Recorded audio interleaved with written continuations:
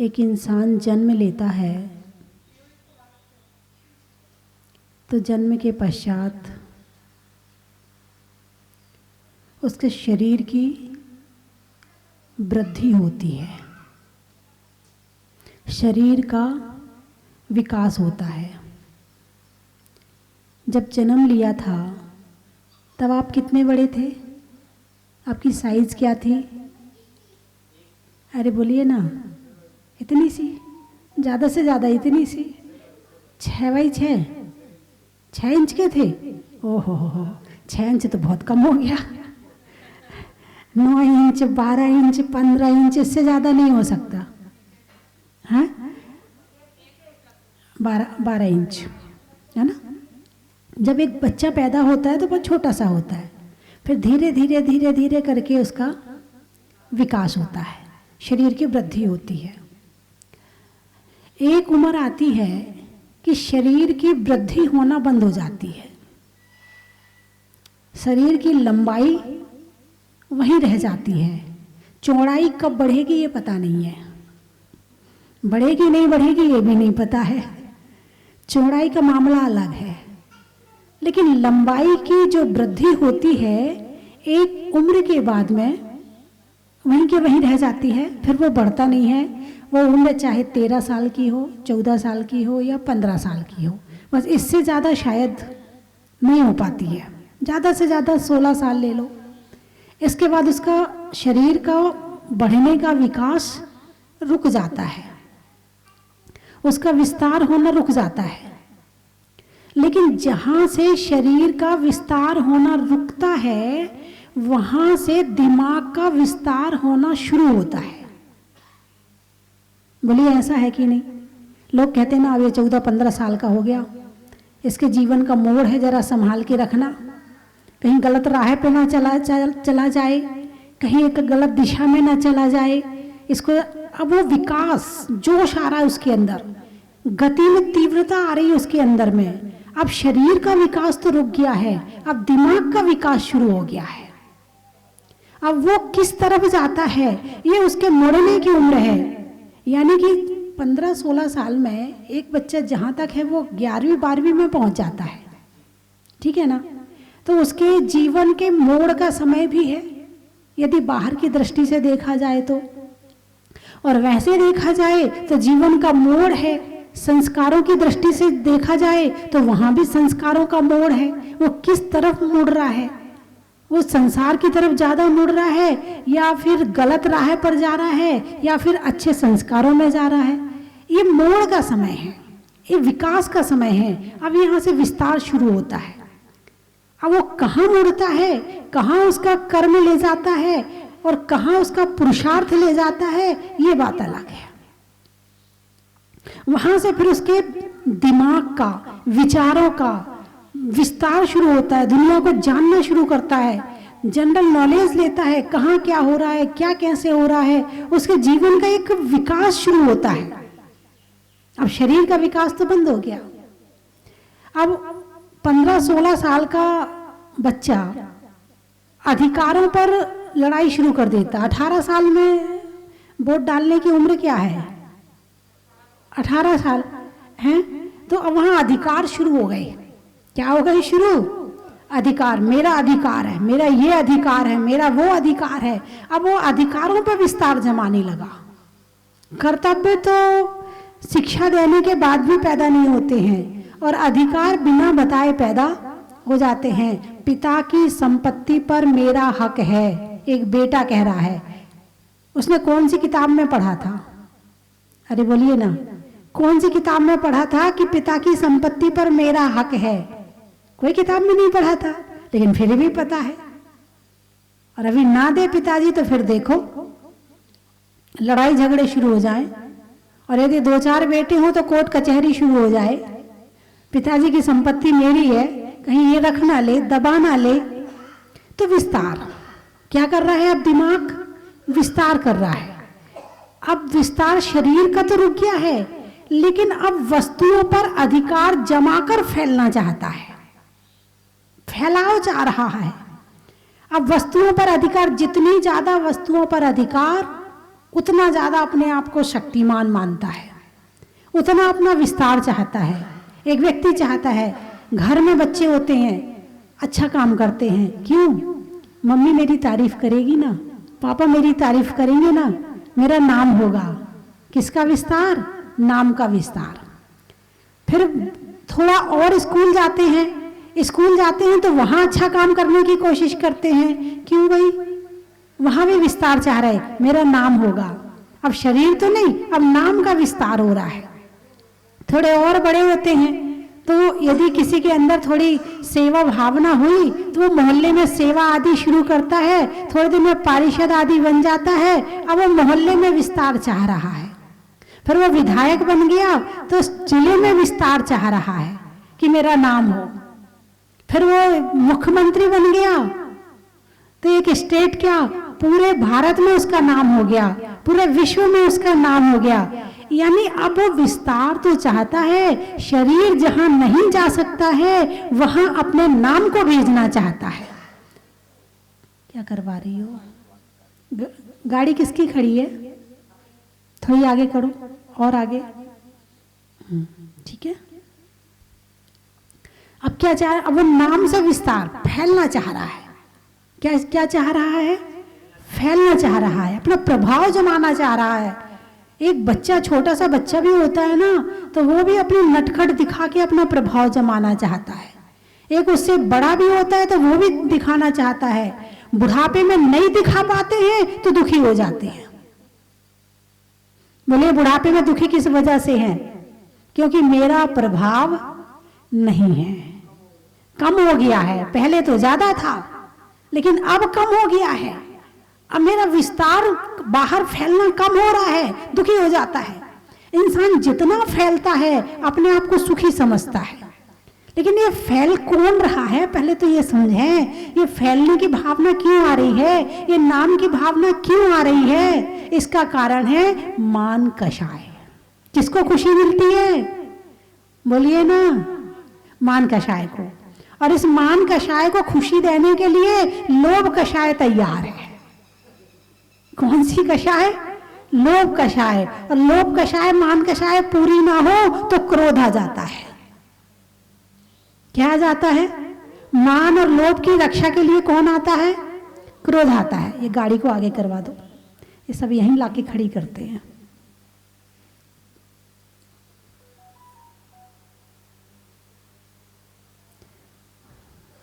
जब मान कषाय और लोभ कषाय पूरी ना हो तो मायाचारी और क्रोध उसको पूरी करने में तैयार रहती है। पहले मायाचारी से पूरी करना चाहती है, इज्जत बच जाए और काम भी हो जाए। मायाचारी क्या है? इज्जत बच जाए और काम भी हो जाए, यह है मायाचारी। और क्रोध पूरा रूप दिखाकर, पूरा अहंकार का रूप दिखा करके और क्रोध कर रहा है तो फिर वो दूसरा रूप है।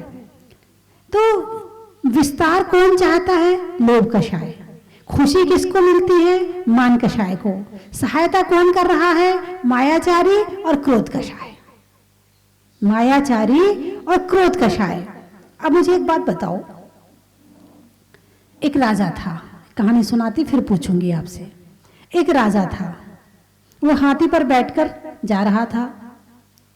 एक व्यक्ति शराब के नशे में धुत था, बहुत शराब पी रखी थी उसने, और वहीं से खड़े खड़े चिल्ला के कहता है, अबे रजुआ, हाथी बेचेगा क्या? राजा को क्या कह रहा है? रजुआ। अरे रजुआ, हाथी बेचेगा क्या? अब राजा ने देख लिया कि इस समय ये होश में नहीं है, उसने सजा नहीं दी। अभी ये होश में नहीं, कल बात करूंगा। उसने 2-3 बार कहा, राजा ने इग्नोर कर दिया। लेकिन मंत्री से कह दिया कि इस व्यक्ति को कल सभा में उपस्थित करना है। दूसरा दिन हुआ, उसे वहां बुलाया गया, वो व्यक्ति गया। राजा ने पूछा, भाई हाथी खरीदेगा? महाराज, मैं और हाथी? मैं एक घोड़ा नहीं खरीद पा रहा, एक गधा नहीं खरीद पा रहा, एक कुत्ता नहीं खरीद पा रहा, आप हाथी खरीदने की बात करते हो? मैं तो हाथी खरीद ही नहीं सकता हूं। तो बोले कल तो तुम मुझसे कह रहे थे और पूरे गांव के सामने बड़े चिल्ला के कह रहे थे, अबे रजवा हाथी बेचेगा क्या? अब आज मैं पूछ रहा हूं तुमसे, हाथी खरीदेगा क्या? बोले नहीं महाराज, मैं हाथी नहीं खरीद सकता, मेरे पास नहीं है इतना धन। बोले कल कैसे कह रहा था तू? बोले कल मैं थोड़ी कह रहा था। कौन कह रहा था? शराब का नशा कह रहा था। कौन कह रहा था? शराब का नशा कह रहा था, मैं नहीं कह रहा था। आज मैं जागृत हूं, आज मैं होश में हूं, हाथी नहीं खरीदना मुझे। कल मैं नशे में था, नशे में बोल रहा था, मैं नहीं बोल रहा था, नशा बोल रहा था। महाराज मेरी तो औकात ही नहीं कि मैं हाथी खरीद सकूं। अच्छा, राजा समझ गया। ठीक इसी तरह से एक इंसान जब अहंकार में बोलता है, मेरे पास ये है, मेरे पास वो है, मैं ऐसा हूं, मैं वैसा हूं, मैं ऐसा कर सकता हूं, मैं वैसा कर सकता हूं, ये वो बोल रहा है या कर्म बोल रहा है या मान कषाय बोल रही है? अरे बोलिए ना, ये मान कषाय बोल रही है। अरे मेरे को कौन नहीं जानता जयपुर में, अरे मुझे कौन नहीं जानता कोटा में, अरे मुझे भारत में कौन नहीं जानता, मुझे तो सारी दुनिया में जानते हैं लोग। अरे तुझे नहीं, तेरे कर्म को जानते हैं। किसको जानते हैं? तेरे कर्म को जानते हैं, और ये कर्म है, धर्म नहीं। भगवान महावीर ने कभी नहीं कहा कि मुझे सारी दुनिया जानती है, मैं भगवान हूं। यदि भगवान ने ये कह दिया मैं भगवान हूं, समझना अभी वो भगवान नहीं है। भगवान बनने के बाद में अंदर विस्तार होता है। आत्मा का जो विस्तार होता है, जो ध्यान का विस्तार है, वो अंदर का है। वो बाहर अपने आप फैल जाता है, वो बात अलग है।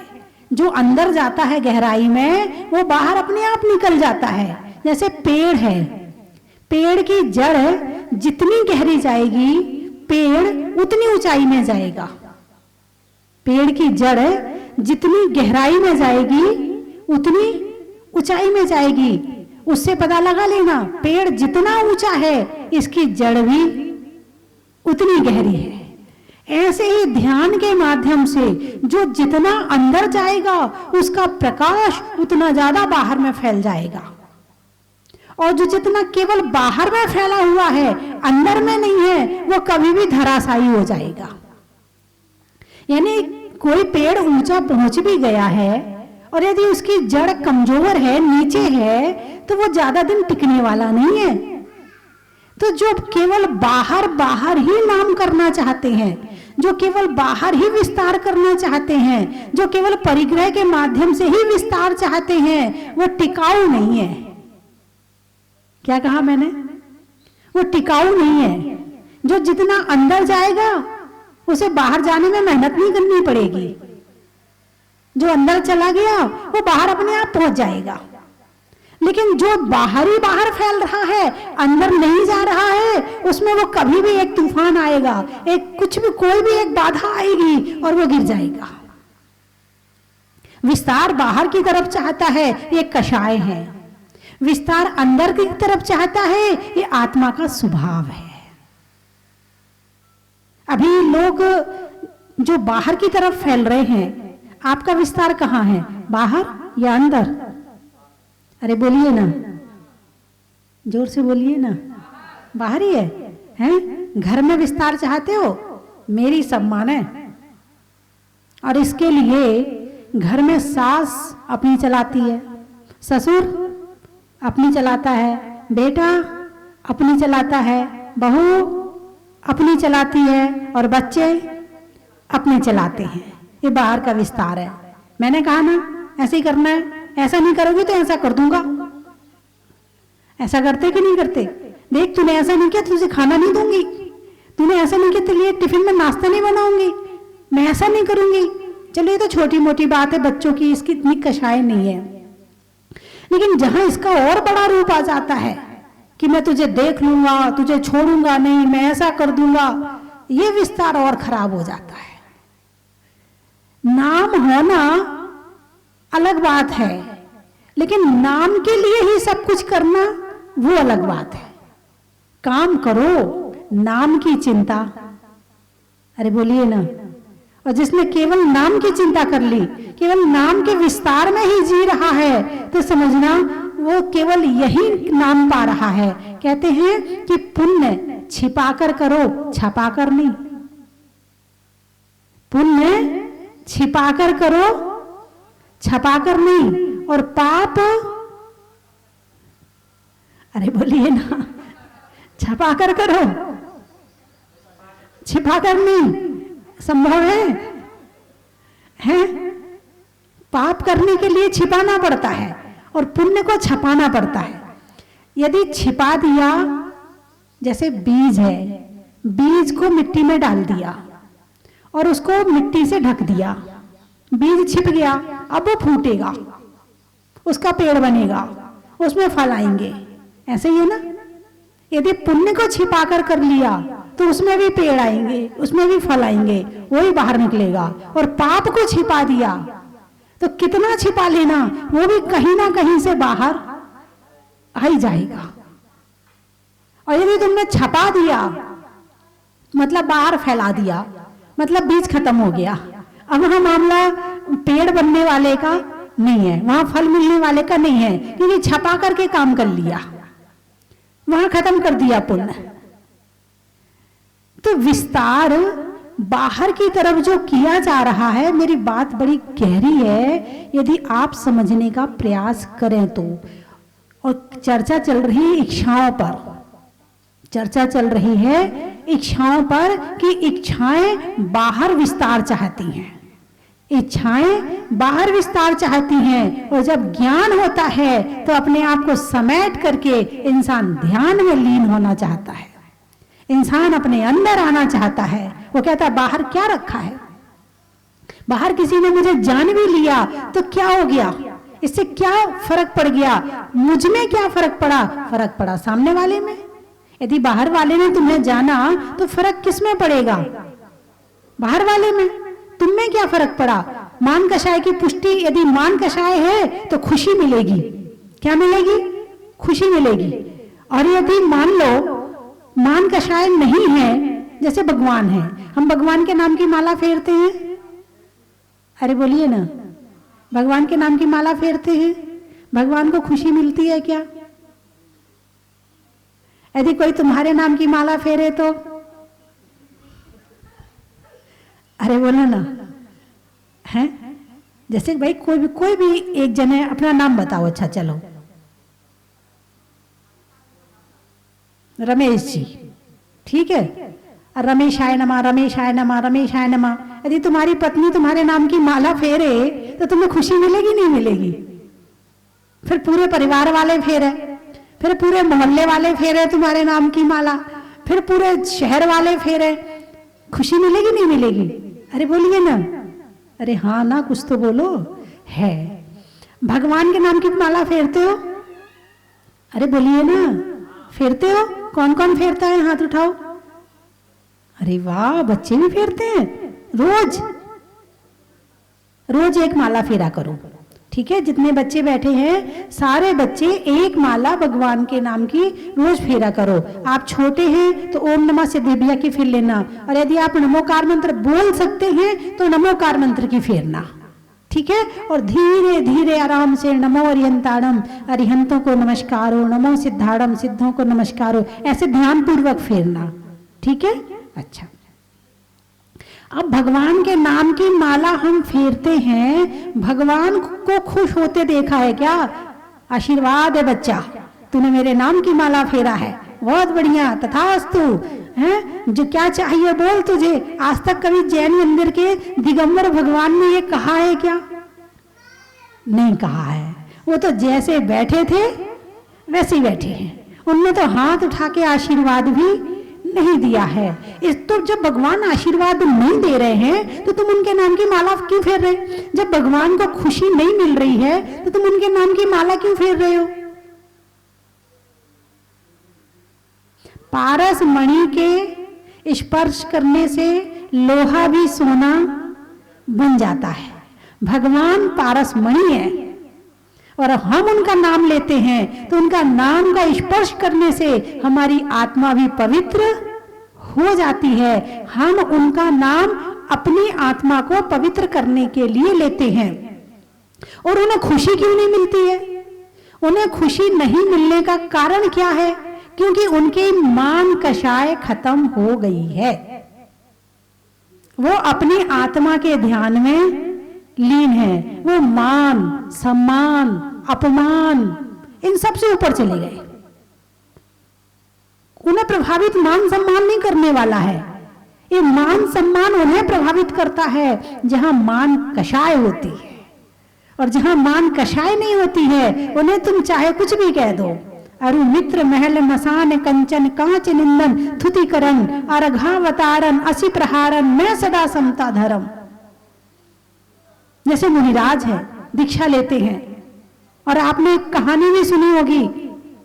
जब रक्षाबंधन की कहानी आती है तो 4 मंत्री तलवार लेके उन्हें मारने तैयार खड़े हैं, उनसे नाराज नहीं। और सुबह सुबह श्रावक उनका अर्घ उतारकर उनकी भक्ति कर रहे हैं, उनसे प्रसन्न नहीं। अर्घावतारन असी प्रहारन, यदि कोई तलवार मारे तो नाराज नहीं होते हैं, और यदि कोई पूजा करे तो खुश नहीं होते हैं। इसका नाम है वीतरागता। इसका नाम क्या है? वीतरागता, राग द्वेष से रहित होना। और जहां राग द्वेष से रहित हो गए, जहां मान कषाय से रहित हो गए, वहां पर यह मान सम्मान प्रभावित नहीं करता है। लेकिन वर्तमान के लोग मान सम्मान के प्रति अति संवेदनशील हैं। अति लगाओ, यहां थोड़ा बहुत नहीं, अति। घर में 2 बच्चे हैं, यदि एक की तारीफ कर दी तो दूसरा रोने बैठ जाता है। मम्मी तो उसी को चाहती है, उसी की तारीफ करती है, मेरी तो करती नहीं है। ये मान कषाय बचपन से सिर उठा के खड़ी है। और जब बड़े होके इस मान कषाय की पूर्ति के लिए थोड़ी सी शक्ति और क्षमता मिलती है तो आदमी सारी जिंदगी उसी में झोंक देता है, वीतरागता के प्रति, और उसके प्रति ध्यान भी नहीं देता है कि मेरी आत्मा इससे भी अलग है। मैं इच्छा और आकांक्षाओं से अलग हूं, मैं मान कषाय से अलग हूं, मैं क्रोध कषाय से अलग हूं, मैं लोभ और मायाचारी से अलग हूं, मैं अलग हूं और ये अलग है। इस तरफ कभी ध्यान भी नहीं देता है। सारी जिंदगी केवल मान कषाय की पूर्ति में निकाल देता है। और क्या करने आया था और कुछ करके नहीं जाता है। जो करने आया था वो करके नहीं गया था। भगवान महावीर ने जन्म लिया, लेकिन उन्हें जो करना था वो करके चले गए। और तुम उनके यदि भक्त हो तो तुम भी तो कुछ करो। भक्त होने का क्या मतलब होता है? भक्त होने का मतलब है कि जो भगवान ने किया है वो हमें भी करना है।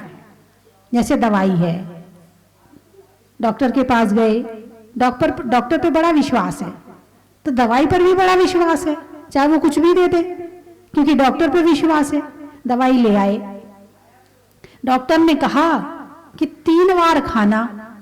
आप तो तारीफ कर रहे डॉक्टर बहुत बढ़िया है, और उसकी दवाई भी ना बहुत बढ़िया दवाई है, और आपने खाई नहीं और लाके शोकेश में सजा दी, और सुबह शाम उसकी आरती उतार रहे हैं और अष्टद्रव्य से पूजा कर रहे हैं। बताइए आप ठीक हो जाओगे? अरे बोलिए ना, ठीक हो जाओगे क्या? नहीं। तो भगवान महावीर ने जो बताया है हम वो नहीं कर रहे हैं, हम उसकी पूजा कर रहे हैं और आरती उतार रहे हैं। क्या हमारा दुख दूर हो जाएगा?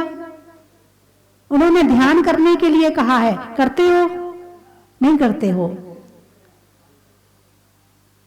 तो जो कहा है वो कर रहे हैं, इसका मतलब हम दवाई खा रहे हैं। दवाई खा रहे हैं इसका मतलब सुखी होंगे, और नहीं कर रहे हैं तो केवल आरती उतारते रहेंगे तो थोड़ा बहुत तो मिल जाएगा, मगर जो मिलना चाहिए वो वास्तव में मिलने वाला नहीं है। देव पूजा, गुरु उपासना, स्वाध्याय, संयम, तप और दान, इसमें क्या क्या आ गया? तप भी आ गया, संयम भी आ गया। हम केवल पूजा के भरोसे बैठे हैं। किसके भरोसे बैठे हैं? केवल पूजा के भरोसे। पूजा से सब कुछ हो जाएगा? नहीं, तप भी चाहिए, संयम भी चाहिए, दान भी करना है, और सबसे बड़ा उसमें आया देव पूजा, गुरु उपासना, स्वाध्याय। जब तक स्वाध्याय नहीं करोगे, ना आपकी पूजा में विशेषता आएगी, ना आपके संयम में विशेषता आएगी, ना आपके ध्यान में विशेषता आएगी और ना आपके दान में विशेषता आएगी, जब तक स्वाध्याय नहीं करोगे। इन सब की जड़ है स्वाध्याय। 6 आवश्यक में स्वाध्याय का पालन शुरू हो जाए तो 5 आवश्यक करने में आपको बिल्कुल मेहनत नहीं लगेगी, धक्का नहीं मारना पड़ेगा। नहीं तो जब पूजा करा, जब ज्ञानी नहीं है तो पूजा कैसे करे? कर भी ली तो उतना फल नहीं मिलेगा। तो स्वाध्याय अत्यंत जरूरी है, अत्यंत। जितना भोजन करना जरूरी है, जितने बार भोजन करते हो शरीर का, कौन सा शरीर का भोजन कितने बार करते हो? कम से कम 2 बार। तो आत्मा का भोजन स्वाध्याय है, वो कितने बार करना चाहिए? कम से कम 2 बार तो वो भी करना चाहिए ना। यदि आप 2 बार स्वाध्याय करते हैं, जो 2 बार स्वाध्याय करता है उसका दुख भी आधा हो जाता है, और जो स्वाध्याय करता ही नहीं है तो दुख नहीं होते हुए भी होंगे। सुखी होना है तो स्वाध्याय करना जरूरी है। शुरुआत करें, कहीं ना कहीं से करें। मैंने कई बार बताया है कि कौन कौन से शास्त्र पढ़ने चाहिए, उसके नाम भी बताए हैं मैंने पहले। तो कहीं से भी शुरुआत करें, उसका चिंतन मनन करें, ताकि आपके जीवन में सुख की प्राप्ति हो सके। मैं 3 चीजें बोलूंगी, आपको कहना बड़ा ही महत्व है। सावन में बरसात का, घर में तात का, और तीर्थंकरों में मुनि सुब्रत नाथ का, पंखा में झलने का, बच्चों में पलने का, भगवान की जमीन से निकलने का, हिंदी में मात्रा का, स्कूल में छात्रा का, आज आपकी जहाजपुर की यात्रा का बड़ा ही महत्व है। कहाँ कहाँ से आए हैं? केलवाड़ा। गर्मी में घड़ा का, भोजन में बड़ा का, और आने वालों में केलवाड़ा का बड़ा ही महत्व है। जयपुर। गाने में सुर का, देवों में असुर का, और आने वालों में जयपुर का बड़ा ही महत्व है। नगीना। अच्छा, बच्चों के लिए गाना का, बच्चों के लिए गाना का, और गाने में तराना का, और आने वालों में नगीना का बड़ा ही महत्व है। और केकड़ी से बूढ़ों में छड़ी का, बच्चों के लिए फूलझड़ी का, और आने वालों में केकड़ी का बड़ा ही महत्व है। महुआ। पक्षियों में सुआ का, रिश्तों में बुआ का, और आने वालों में महुआ का बड़ा ही महत्व है। हो गए सारे?